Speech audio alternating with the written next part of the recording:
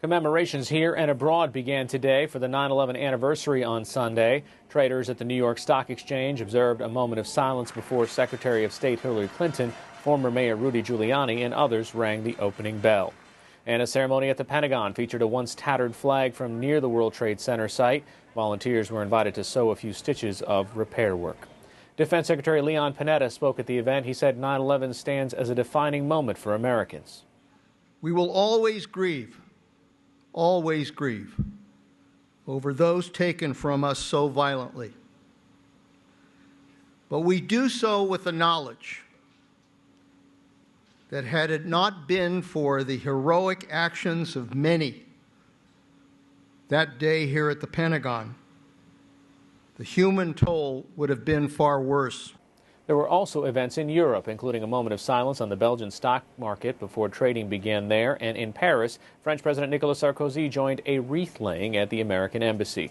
Wall Street went down hard today. Fears about Europe's debt troubles spiked again when a top official resigned from the European Central Bank, and doubts that President Obama's jobs plan will pass also fueled the sell-off. The Dow Jones Industrial Average lost more than 303 points to close below 11,000 again at 10,992.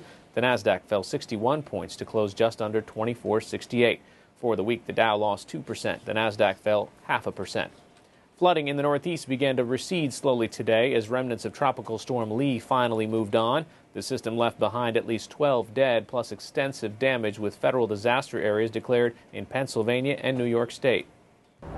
In Binghamton, New York, the swollen Susquehanna River crested overnight at 11 feet above flood stage, the second such disaster in recent years.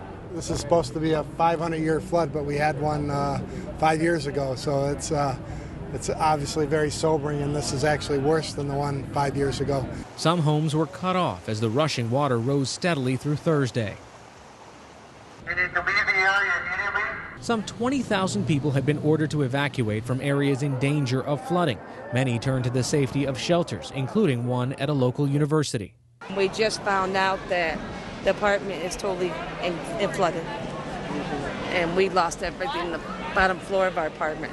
Farther down the Susquehanna, in northeastern Pennsylvania, the water crested above 42 feet overnight in Wilkes-Barre, higher than the historic levels of Hurricane Agnes in 1972.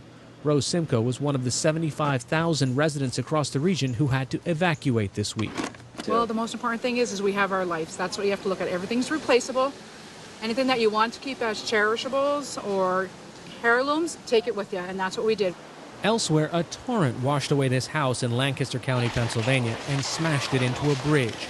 The damage in New Jersey was less than feared, but in Wayne, water from the Pompton and Passaic rivers rose to 6 feet in some places.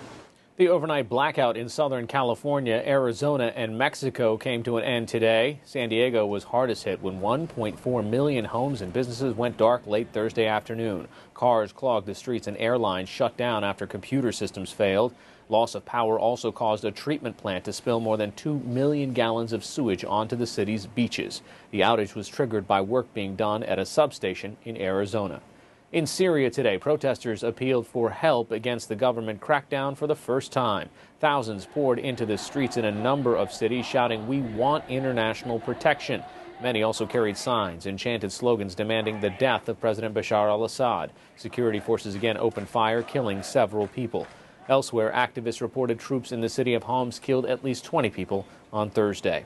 Rebels in Libya have entered one of Muammar Gaddafi's last strongholds. A spokesman for the National Transitional Council said fighters entered Bani Walid from the north and east and were battling snipers there. They had massed forces for a week and given the town until Saturday to surrender, but the assault began early after Gaddafi's loyalists began firing rockets. Meanwhile, the international police agency Interpol issued arrest warrants for Gaddafi, one of his sons, and his intelligence chief.